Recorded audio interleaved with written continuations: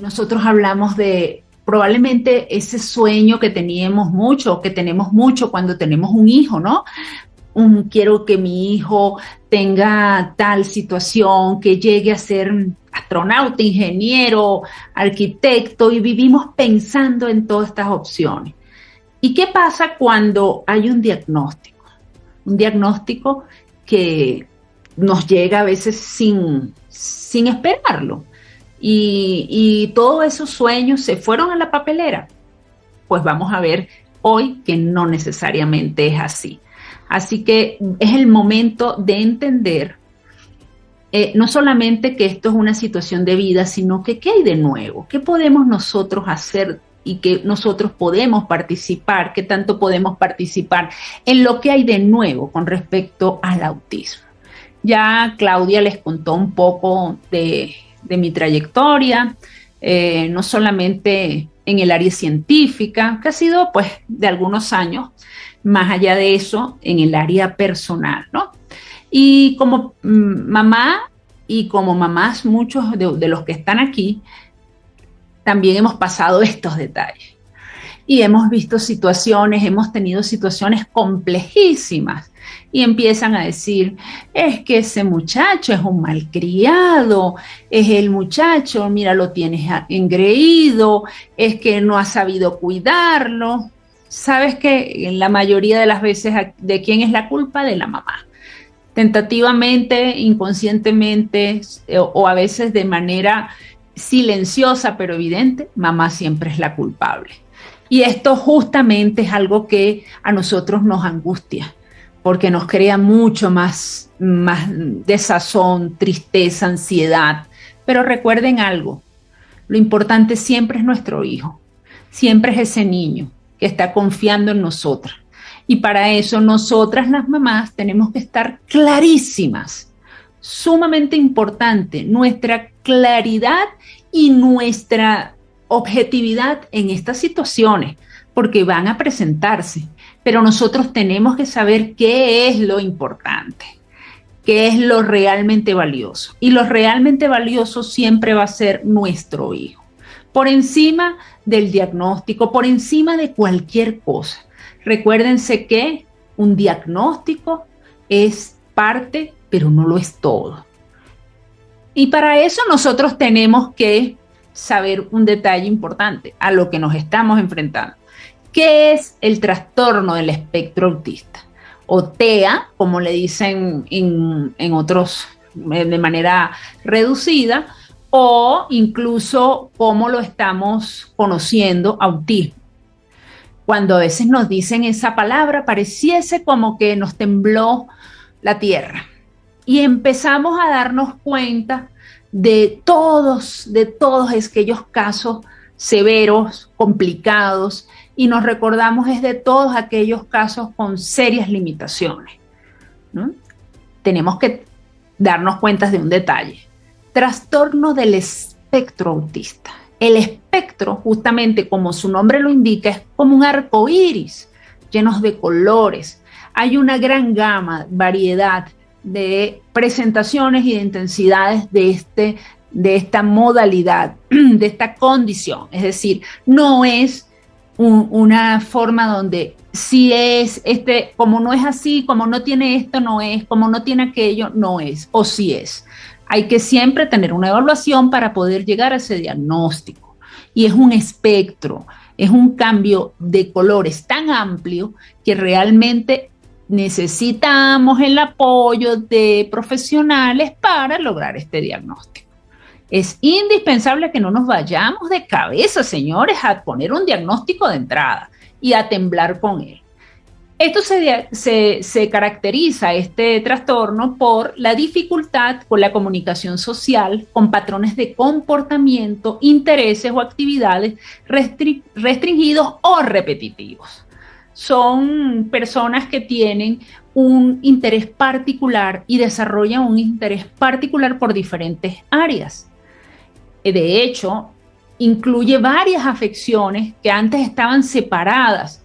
Antes decían trastorno del autismo, autista, síndrome de Asperger, trastorno desintegrativo infantil, trastorno generalizado del desarrollo no especificado, pero en la última clasificación entraron todos en un solo grupo, trastorno del espectro autista. Pero esto quiere decir que es grave, no es grave, es bueno o es malo. No están todos metidos en un grupo y a todos tenemos que prestarle la suficiente atención. Y esto es muy importante.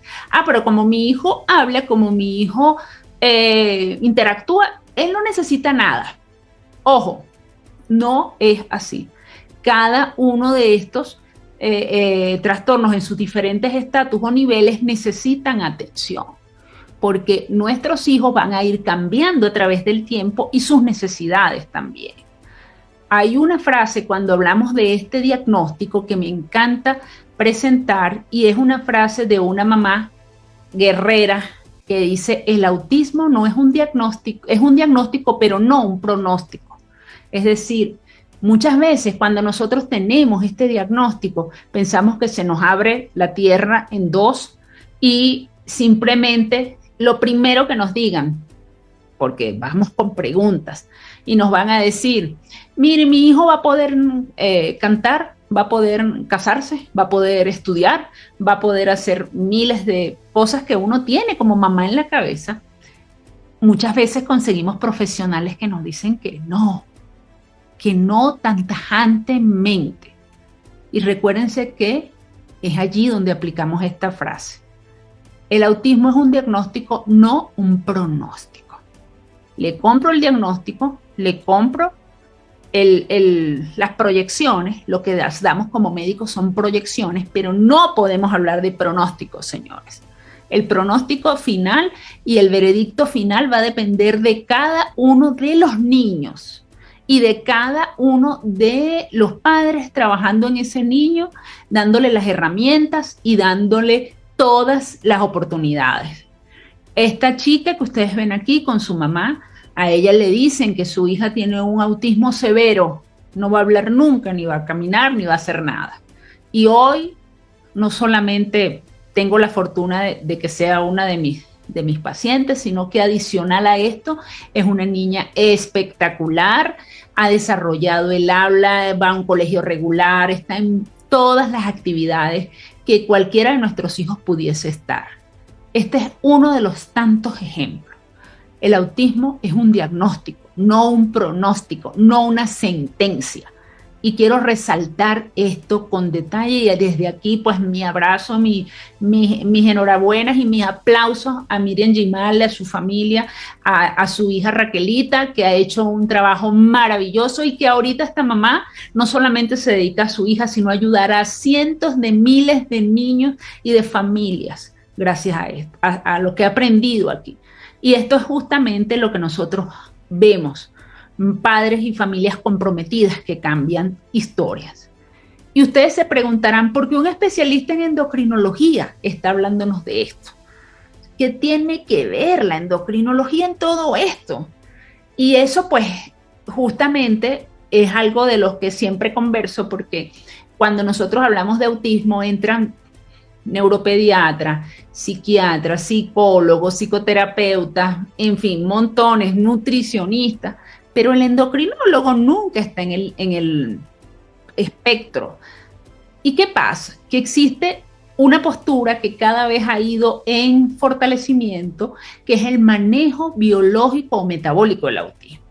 Y cuando yo explico esto, lo explico bajo un concepto de similitud con un GPS. Imagínense ustedes que el GPS, ustedes les van a poner una dirección para llegar a un sitio, pero ese GPS está oxidado, está probablemente lleno de algunas suciedades, tiene un internet irregular, intermitente. ¿Qué va a pasar? Que ustedes le van a poner esa dirección y evidentemente el GPS probablemente no responda adecuadamente. Y diga calculando, recalculando y ahí los deje. Algo muy similar de manera gráfica sucede con las células del cerebro de los chicos que tienen autismo. bien sea por factores genéticos, por factores asociados ambientales, por numerosos factores que están involucrados, porque parte del tema del autismo es que es multifactorial. Justamente entonces nosotros decimos el manejo biológico del autismo es parte importante. ¿Para qué? Para darle la oportunidad a esas células que respondan adecuadamente. Es como que yo le voy a quitar el óxido, le voy a colocar lubricante a estos engranajes, a estos contactos del GPS y le voy a colocar un buen internet. Entonces, evidentemente, ¿qué va a pasar? Que cuando todos los terapeutas, cuando todas las otras estrategias que nosotros queremos unir, las queremos aplicar, pues van a funcionar de mejor manera. Obviamente, porque ahora tenemos un GPS que está en un contexto diferente. Esto es fundamental que nosotros lo entendamos.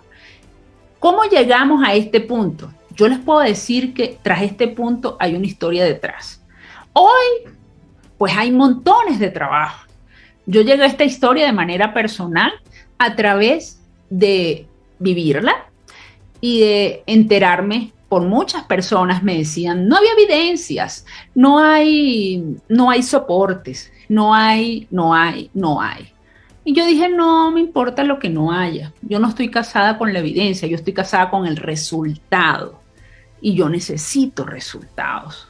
Mi hijo a los 18 meses tenía un diagnóstico de trastorno del espectro autista con una limitación al habla bien importante y pues realmente no me daban muchas oportunidades, ¿no?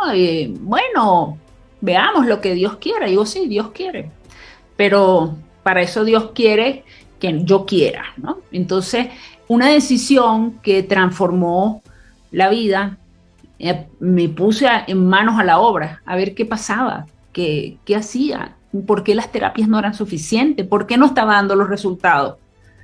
Yo me enfoqué en ver a mi hijo y cuando me decían autismo pensaba en Bill Gates, pensaba en Steve Jobs, no pensaba en los casos graves. Y yo decía, pero si ellos han podido estudiar, si han podido ser exitosos, si han podido tener montones de opciones, teniendo esta misma condición, ¿por qué mi hijo no? Y pues después de todo eso, pasamos a una historia que desde los 18 meses le hacen ese diagnóstico, pasamos un camino de mucho aprendizaje juntos. Hoy tiene 18 años, ya va a estar por entrar a la universidad, a estudiar ingeniería y pues independiente, productivo y feliz. Esto trajo pues como consecuencia de que en todo este aprendizaje y de sumergirme, darme cuenta de la importancia del manejo biológico y de la diferencia del manejo biológico en los resultados, nos unimos una serie de profesionales en equipo para poder trabajar esta misma condición y hacerla accesible para muchos padres. Entonces, tenemos este libro de autismo donde contamos un poco la experiencia y en qué se basa. ¿Y en qué se basa todo este manejo biológico? Pues un abordaje global, en un abordaje metabólico y nutricional. ¿Qué hacemos nosotros? Empezamos a trabajar primero las alteraciones de la barrera gastrointestinal, donde la microbiota, es decir, los gérmenes que están allí viviendo con nosotros son muy importantes, hay que modificarlo, hay que conocer las intolerancias y sensibilidades a diferentes alimentos, condiciones, las alteraciones absortivas que la mayoría de estos chicos tienen, después ir a evaluar la alteración de las defensas antioxidantes, porque ellos pierden la capacidad antioxidante y bien sea por las alteraciones propias de algunas sustancias del metabolismo celular, como la disminución en la mediación del glutatión, este poder antioxidante se pierde. Estas células son mucho más fáciles de caer en una oxidación que daña su respuesta. El óxido en los contactos de ese GPS. Pues. Entonces, ¿qué pasa? Que después que damos este apoyo, vamos a complementar con deficiencias de nutrientes típicas y propias de estos grupos, donde está el complejo B, los oligoelementos, folatos, vitamina D, omega 3, e incluso vamos a las alteraciones inmunes que pueden estar asociadas, que son sumamente frecuentes. Estamos hablando que entre el 92, 95 y 97% de los casos, según la serie que nosotros revisemos, podemos estar viendo tanto reacciones de hipersensibilidad, alergias o alteraciones de la respuesta inmune en estos pacientes. Adicional a todo esto, la parte tóxica, que también tiene un interés importante y un peso en estos niños, se ha relacionado con la exacerbación a través de metales pesados, xenobióticos, es decir, sustancias extrañas en nuestro cuerpo, pesticidas, químicos y otros. Entonces, ¿existe la solución mágica? Doctora, mándeme la solución mágica a esto. Respuesta, no. Obviamente, como ven aquí, hay varios puntos que nosotros tenemos que considerar y tenemos que ver en este espectro. Hay niños que tienen mayores alteraciones de un área que de otra, desde el punto de vista biológico, y que ese abordaje biológico se transmite y se expresa a través de un cambio conductual. Entonces nosotros vemos que un niño con mayor estrés oxidativo y que no tiene, por ejemplo, la capacidad de antioxidar y de responder a ese estrés oxidativo adecuadamente, se vuelve más irritable, le cuesta más la parte comunicativa, la parte de socialización, o incluso cambia los patrones de sueño. Entonces nosotros tenemos que empezar a trabajar cada uno de estos puntos para nosotros poder evaluar y ver la respuesta de cada uno de los pacientes. No es una receta de cocina para todo el mundo, y esto es supremamente importante que lo tengamos en cuenta, porque hay que individualizar los casos. Aspecto necesarísimo en todas las patologías y en todas las condiciones, pero en autismo muchísimo más. E igual, en algunos momentos del desarrollo de la vida, ellos van a predominar unos sobre otros. No es igual el caso del autismo, donde estamos hablando de un chico de 4 años, de 2 años, de 6 años, que un adolescente o que un adulto con autismo, que los hay. Entonces, ¿qué necesitamos? Ir adecuando todo este abordaje de acuerdo a cada una de las edades y las condiciones y las características propias de ellos, con unos ejes en común, muchos ejes en común, y este eje es sumamente importante y al cual hemos logrado conectar en los últimos años ya con evidencias, porque wow, las evidencias, entonces bueno, sí, hay evidencias ya hoy montones de la importancia del intestino, el intestino permeable, sobre todo la relación de esa permeabilidad intestinal que nos hacen esa relación para que este intestino pues tenga la incapacidad de filtrar cosas que no deberían pasar y dejar solamente pasar las que deben pasar. Entonces, cuando tenemos un intestino permeable, aumenta sustancialmente la posibilidad de una reacción, no solamente de una irritación cerebral, sino que ese intestino permeable hace que pasen a las células y al cuerpo montones de elementos que van a llegar a atravesar la barrera hematoencefálica, a irritar los centros nerviosos y a producir una serie de condiciones. Pero no solamente esto, sino que también influyen en la mala absorción de los nutrientes.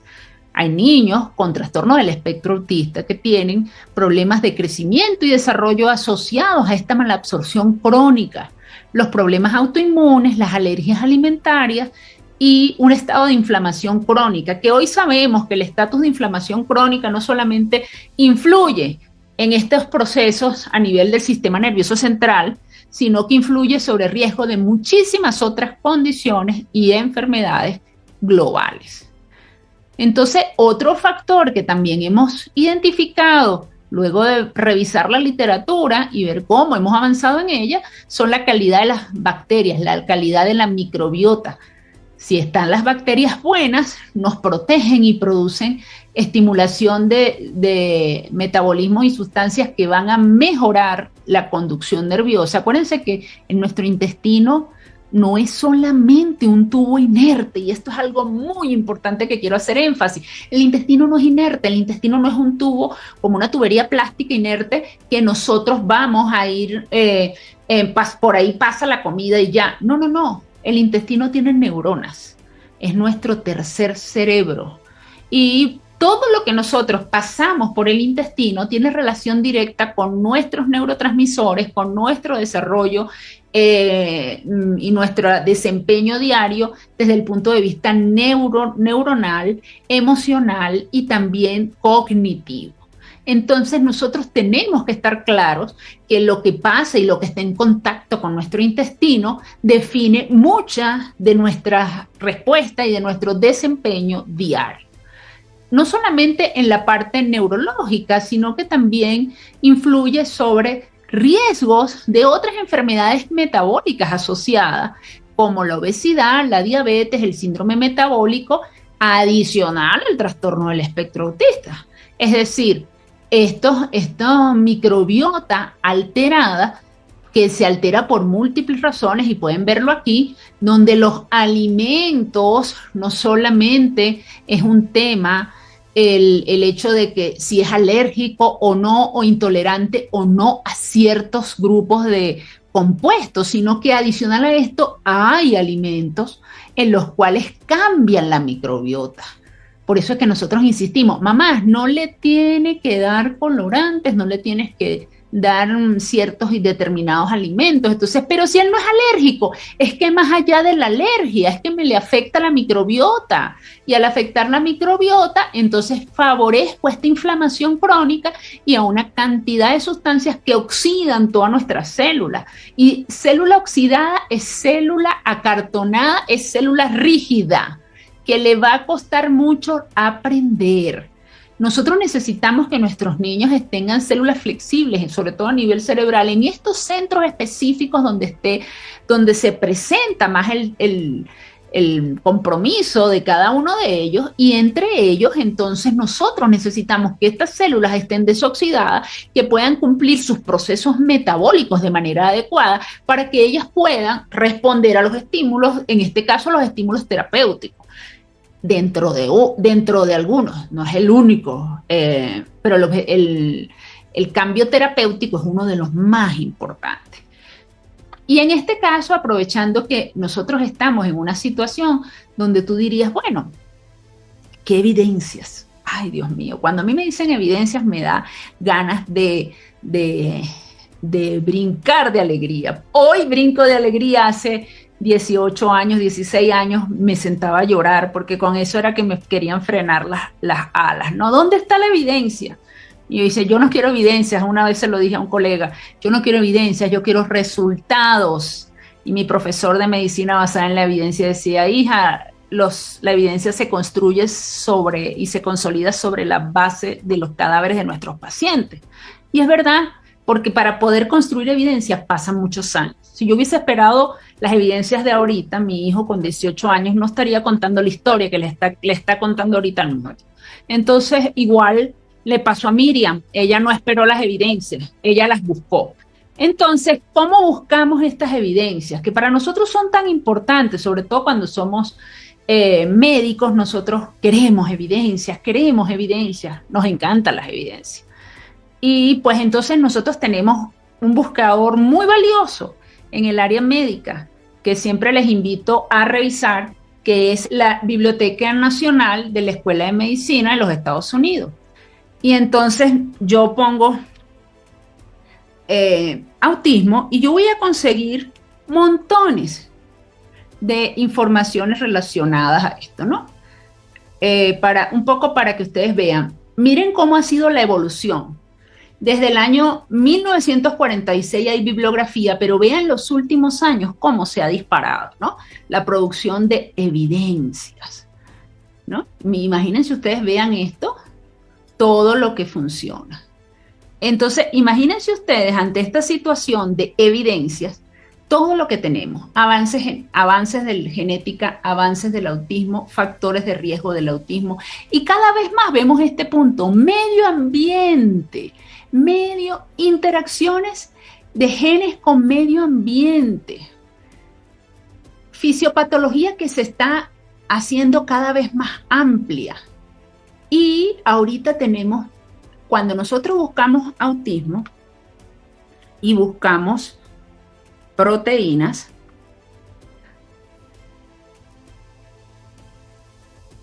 ¿qué vamos a ver?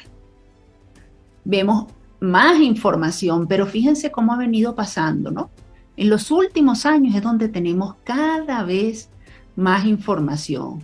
Nutrición proteica en el autismo, etiología y prevención del autismo, neuropsicología y relaciones ambientales. Estamos hablando que tenemos una cantidad de 12.022 resultados. No estamos hablando de toda esta situación de que son 10, son 3 artículos, no, son 12.000. Pero vamos a irnos más allá. Entonces, hablemos un poco de antioxidación. Un poquito de antioxidación para autismo. 770 resultados, ¿no? 70.481 reportes hasta el 2023 de 1946. Si lo achacamos del 2011 al 2023, tenemos 53.000. Entonces, nosotros seguimos viendo que la antioxidación, los antioxidantes están involucrados. Seguimos viendo. Incluso donde hay asociaciones científicas que ya están hablando de estos puntos, que se están tomando en cuenta cada vez más. Y el rey del estrés oxidativo, para vencer el estrés oxidativo, se llama glutatión, como uno de los factores clave en esto. Busquemos qué dice el PubMed sobre el autismo y el glutatión, específicamente. Fíjense, primero el ritmo de crecimiento de las evidencias, ¿no? ¡Wow! Brutal. Cada vez más, cada vez más. Del 2012 al 2023, busquemos estos artículos más recientes. Y cada vez estamos viendo el glutatión como parte fundamental. Estrés oxidativo. Pero miren esto, y yo estoy abriendo un artículo, el primero de la lista de muchos que están allí, 2021, ¿no? Estamos hablando de un artículo muy reciente donde revisan el papel del glutatión. Y miren esto, la apoptosis neuronal, la difusión mitocondrial se describen recientemente como factores significativos que se vinculan a la deficiencia de glutatión. ¡Wow! No me habían contado eso, ¿no? Y pues por consiguiente con la fisiopatología del trastorno del espectro autista. Además, el glutatión regula la metilación del ADN y modula la epigenética. Los datos existentes respaldan un papel protector del sistema de glutatión en el desarrollo del trastorno del espectro autista. No lo digo yo, lo dice el Pharmacology Research del 2021. Señores, necesitamos más evidencia. Ojalá yo hubiese tenido estas evidencias hace 16 años, porque no, bueno, igual no paró nadie, ¿no? Pero pasé mi tiempito haciendo mi evaluación desde el punto de vista bioquímico, farmacológico y fisiopatológico, para llegar al concepto de entender de que sí había un problema. La alimentación, la oxidación, el estrés oxidativo. Pero yo le estoy mostrando uno de todo lo que hay, señores. Pudiéramos pasarnos aquí montón de rato viendo estos detalles, montón, porque afortunadamente la bibliografía está cada vez en ascenso en este sentido. El papel del desequilibrio redox del glutatión en el trastorno del espectro autista. Y se lo estoy poniendo todo en español con traducción inmediata para que puedan disfrutar todos, ¿no? Pero fíjense esto, volvemos a lo mismo. Los datos existentes proporcionan una base sólida sobre el papel del sistema de glutatión en la patogénesis del trastorno del espectro autista. Free Radicals Biologic Medicine del 20 de noviembre del 2020. Ninguno de estos artículos son suministrados por ninguna empresa ni por ninguna. Las estamos haciendo justamente una revisión, el estrés oxidativo y los antioxidantes en el autismo. Y miren ustedes todo lo que hay. Entonces, ¿nosotros qué seguimos? Cerrándonos las evidencias. Entonces, cuando nosotros vemos esto, nosotros no podemos sino decir, hay algo que yo no manejo, que yo no había tomado en cuenta hasta ahora, que debemos empezar a tomar en cuenta. Definitivamente vamos a tener que tomar en cuenta.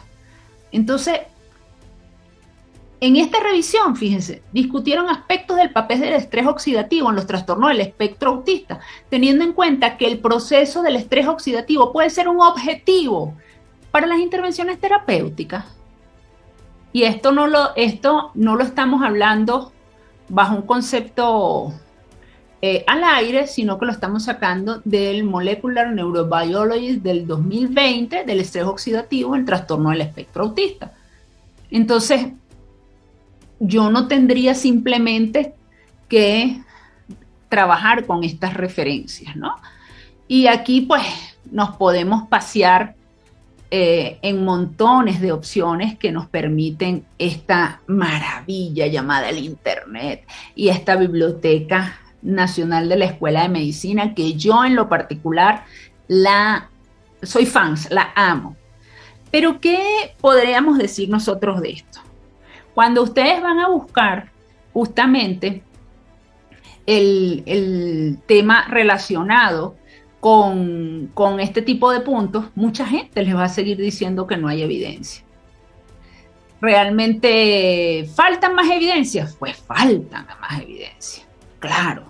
Y bueno, esta mañana mismo leía, incluso ya hay evidencias donde esto no empieza en el diagnóstico, esto empieza en el embarazo, donde estamos hablando que niveles de estrés oxidativo altos a nivel placentario pueden favorecer este tipo de trastornos en conjunto con deficiencias nutricionales como de vitamina D, vitamina B12, entre muchas otras. Entonces estamos hablando de que estos procesos como los cambios de microbiota, como la nutrición celular, como la oxidación, no son cosas que pasan por accidente, es que se van acumulando. ¿Por qué unos sí, otros no? Entonces yo tuve 3 hijos, doctora, pero ¿por qué al segundo o al tercero y a los demás no? Porque eso va a depender de la susceptibilidad que tenía genéticamente a través de factores ambientales que expresan esos genes y a él sí o a ella sí y a los otros no. Es un tema de múltiples factores. Pero más allá de esto es entender de que si ya tenemos un diagnóstico o tenemos una presunción, y esto es importantísimo que lo tengamos claro, que no solamente es un diagnóstico, es una presunción. Ustedes pueden conseguir muchos profesionales que le van a decir, wow, es que tú sabes, todavía no estoy seguro. ¿Qué haces mientras no estás seguro? Haces todo lo que tienes que hacer. ¿Qué es lo peor que va a pasar? Que no tenga el diagnóstico. Bueno, maravilla. Lo que hiciste no le va a hacer daño, igual siempre lo va a beneficiar. Ahora, si no lo haces, ¿qué va a pasar? Ay, si yo hubiese. Y es como decía un refrán muy famoso en mi país, es mejor un por si acaso que si yo hubiese sabido. Entonces, hay que hacer. Si usted mamá, si usted papá, si usted abuelita, está viendo que hay algo diferente, y aunque le digan que no, usted escuche su corazón porque usted es el que conoce a ese muchacho, a esa muchacha, usted sabe, usted lo ve y el corazón le habla. Yo siempre le digo a los profesionales que sí, hay mamás que son un poco ansiosas, hay mamás que todo lo que ustedes quieran, pero nunca pasen por debajo de la mesa una mamá que esté diciendo yo veo algo diferente. Escúchenla, porque es la mamá la que quisiera más bien que sus hijos fuesen la octava maravilla. Todas las mamás queremos que nuestros hijos sean perfectos. Levanten la mano, ¿quién de aquí quiere un hijo que no sea perfecto? ¿Ah? Nadie. Todas queremos hijos perfectos. Y si todas las madres de manera natural quieren hijos perfectos y te está diciendo que su hijo le ve algo diferente, préstenle atención. Y como es un espectro, es decir, como es un abanico de posibilidades, de colores y de momentos diagnósticos, mientras ese abanico se expresa para que el profesional de salud le dé un diagnóstico oportuno, señores, ustedes pueden ir haciendo algo. Miren las evidencias. Miren las montones de evidencias que tenemos. Acaba de salir un paper justamente sobre más evidencia y relacionando justamente donador de cisteína consolidada como un factor clave, como un factor fundamental en los cambios conductuales de expresión verbal en los niños con autismo. Ah, no, pero es que lo hicieron con 40 niños, no lo hicieron con 400,000. Y mientras reúnen los 400,000, ¿qué pasa con tu hijo? Y es la pregunta que yo le haría a todas las que están aquí y a todos los que están aquí. Entonces, cuando nosotros estamos claros y hay evidencias que nutrientes y que proteínas, como la cisteína consolidada, que puede aumentar los niveles de glutatión intracelular y mejorar la conectividad cerebral, la respuesta neuronal y sobre todo la capacidad de mejorar todas las conductas erráticas y más aún la comunicación. ¿Qué espero yo? ¿Que se reúnan los 40,000 para que me lo digan que sí funciona? ¿O tomo acción con mis hijos? Con mi hijo, porque ese es el que vive conmigo, no los 40,000. Señores, es un tema de conciencia. Profesionales, es un tema de sensibilidad. Y si estamos hablando de que todos estos elementos, componentes, son de origen natural y muchos de ellos son no solamente de origen natural, que los pueden conseguir, que los pueden averiguar, que los pueden... ¿Qué necesitamos, señores?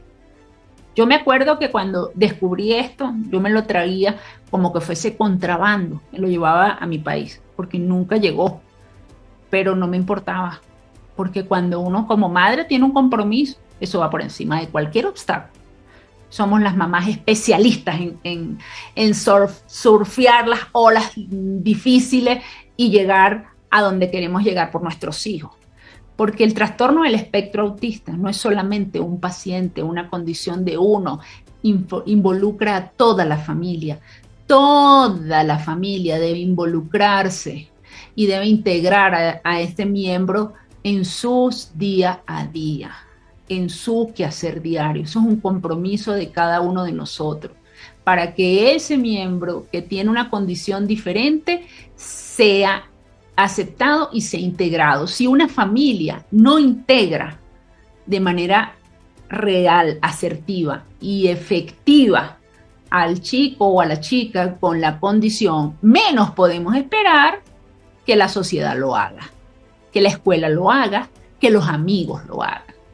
Por eso, y como sé que hay muchísimas más preguntas y muchísimos más interrogantes y veo preguntas, pues entonces aquí les traigo un gran regalo. Por favor, agarren ahora todos sus teléfonos y le dan una foto a ese QR o entran a este link donde van a poder descargar una guía gratuita donde les tengo muchísima más información, porque entiendo que este es un tema que no podemos tratar en 30, 45 minutos, es un tema sumamente complejo. Tengo 16 años de estudio de vida con este tema, así que no puedo en 16 años pretender que ustedes lo digieran en 30, 45 minutos, pero sí puedo darles esto de manera escrita en una guía práctica que ustedes puedan revisar con detalle en sus casas, compartir con sus familias y sobre todo preguntarse dónde está mi compromiso. ¿Cuál es la acción que yo voy a tomar para sumarme a los resultados y entender de que es una condición que va a vivir con este miembro de nuestra familia y nosotros tener que aprender a vivir con ella y con todos? Entonces les invito a descargar esta guía totalmente gratuita para todos los que estén a bien entrar a ese link o tomarle la foto al QR y puedan aprovechar esta información de altísimo valor que considero me hubiese gustado a mí tenerla digeridita hace 16 años atrás. Así que espero que puedan aprovecharla y si tienen dudas, preguntas, aquí tienen mis redes sociales, cualquier detalle estamos a su orden, que también lo van a tener toda mi información en esta guía. Así que el que quiera saber un poco más de todo en general, pues comuníquense conmigo y estaré feliz de apoyarles.